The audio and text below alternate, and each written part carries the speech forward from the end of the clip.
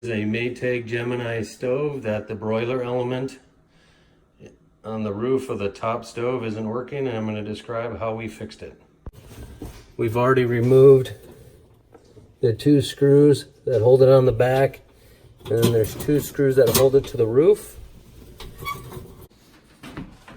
So if you go to the back of the stove, you can remove some of the screws that hold the back sheet metal. If you pull it back, you'll see where the heating element comes through the back of the stove, and you just unplug it. You just pull these little clips off like that, and then now you can remove the heating element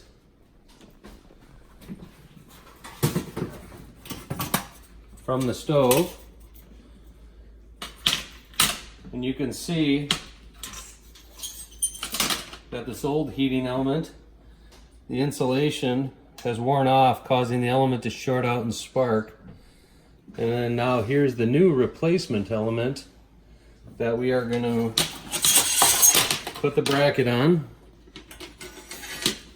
and reassemble it. So we'll put it in the stove with the two screws to the roof of the stove and the two screws in the back, and then we'll plug it back in, check if it works.